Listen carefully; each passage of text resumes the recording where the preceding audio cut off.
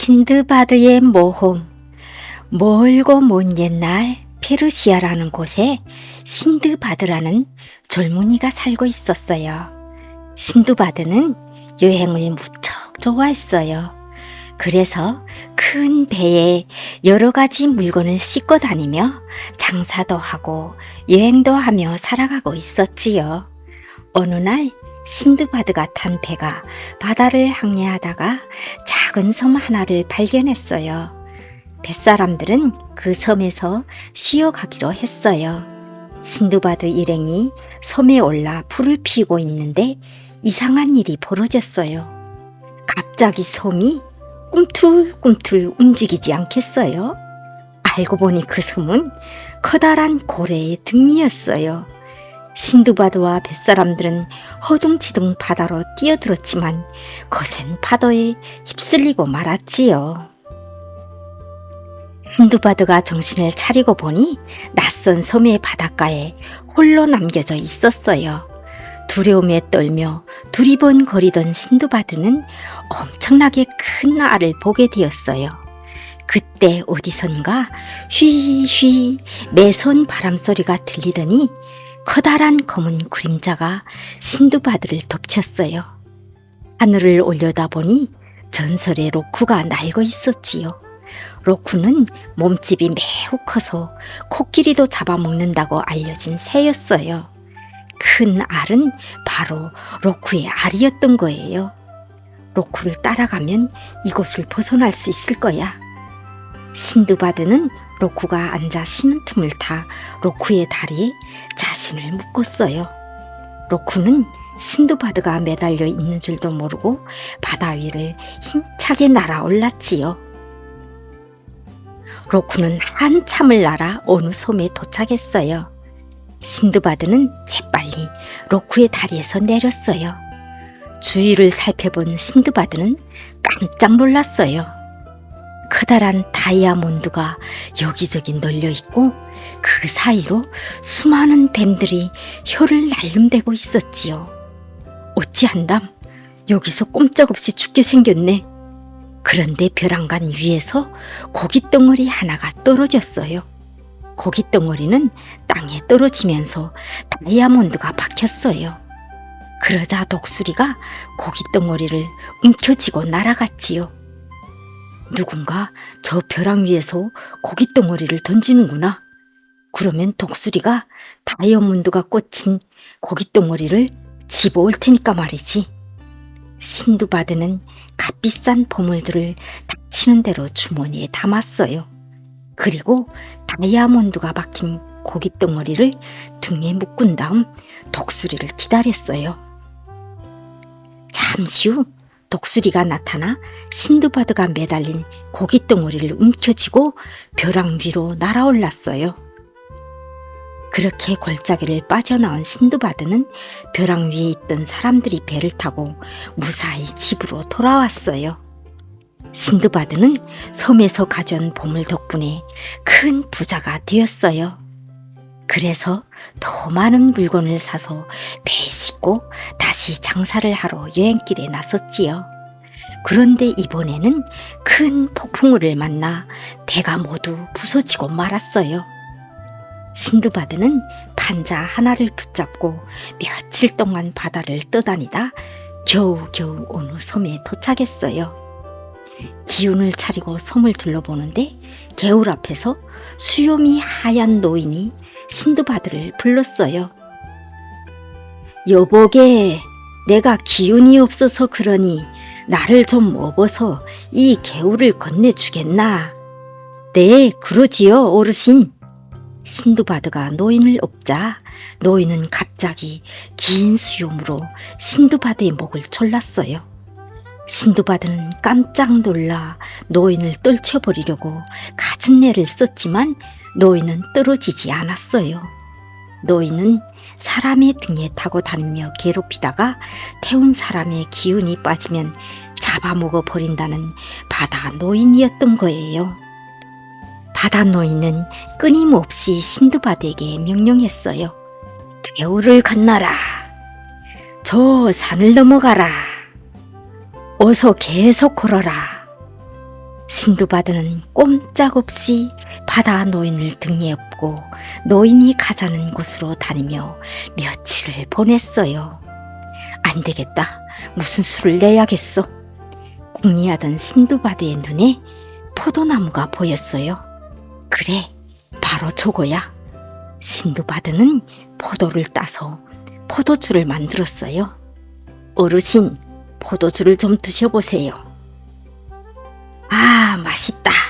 한 잔 더 다오. 바다 노인은 자꾸자꾸 포도주를 마시다 결국 술에 취해 쿨쿨 골아 떨어지고 말았어요. 옳지, 됐다. 신두바드는 바다 노인이 깊이 잠든 틈을 타 무사히 섬을 빠져나왔어요. 집으로 돌아온 신두바드는 사람들에게 자신의 모험 이야기를 들려주며 행복하게 살았답니다. 마지막 잎새. 뉴욕의 워싱턴 광장 서쪽에는 가난한 화가들이 모여 사는 그리니치 빌리지라는 마을이 있었어요. 화가를 꿈꾸는 수와 존 씨도 그 마을의 낡은 벽돌집 꼭대기에 살고 있었지요. 11월이 되어 쌀쌀한 바람이 불자 마을에는 폐렴이 돌기 시작했어요.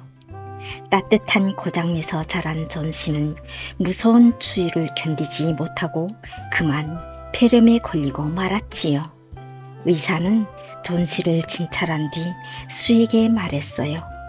존 씨 양이 나을 가능성은 열에 하나밖에 안 돼요. 무엇보다 낫겠다는 의지가 매우 약해요. 저대로 있다간 아마 오래지 않아 수는 하늘이 무너진 것 같았어요. 수는 애써 밝게 웃으며 존 씨에게 다가갔어요. 12, 11, 10. 존 씨는 창밖을 보며 숫자를 세고 있었어요. 존 씨, 뭐 하는 거야? 창밖에 담쟁이 잎을 세고 있어. 마지막 한 잎이 떨어지는 날 나도 이 세상을 떠날 것 같아. 그런 바보 같은 말이 어디 있어? 의사 선생님이 마음만 굳게 먹으면 곧 나을 거라고 하셨어. 아니야, 수. 바람에 흔들리는 저 잎들이 마치 꺼져가는 내 생명 같아. 아, 또 하나가 떨어졌네. 수는 눈물을 훔치며 아래층에 사는 화가 배움은 할아버지에게 갔어요. 할아버지는 언제나 걸작을 그리겠다고 말했지만 지금까지 시작조차 하지 못했지요. 할아버지, 또 수를 두셨어요?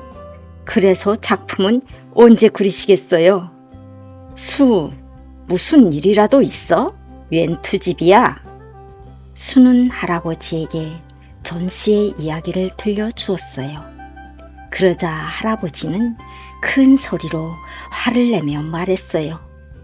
와, 말라버린 담쟁이 잎이 떨어지면 자기도 죽겠다니 얼간이 같으니라고. 이튿날 아침 존 씨는 일찍 잠에서 깼어요.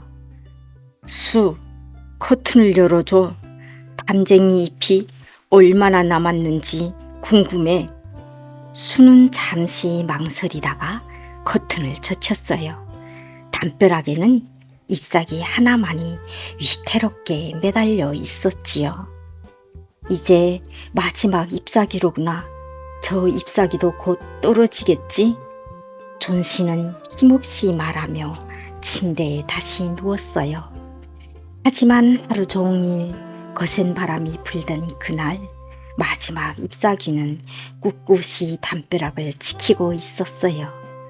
밤새 매서운 빗바람이 몰아치고 다음날 아침이 밝았어요. 수, 커튼을 좀 열어줘. 놀랍게도 마지막 잎사귀는 여전히 남아있었어요. 존 씨는 왠지 기운이 솟는 것 같았지요. 그래, 저 연약한 잎도 빗바람 속에서 살아남았는데 나도 힘을 내야지. 존 씨는 수가 끓여준 수프를 먹기 시작했어요. 존 씨는 수의 보살핌으로 점점 기운을 차렸어요. 의사도 이제 존 씨가 위험한 고비를 넘겼다고 했지요. 그러는 동안에도 마지막 잎사귀는 담쟁이 덩굴에 여전히 매달려 있었어요. 그날 오후 수가 다가와 슬픈 목소리로 말했어요. 존 씨, 배엄원 할아버지가 오늘 폐렴으로 돌아가셨어. 엊그제 할아버지가 방에서 쓰러져 계신 것을 관리인이 발견했다는구나. 옷이 온통 젖어 있고 그 옆에는 손전등과 사다리 그리고 붓과 물감이 흩어져 있었대.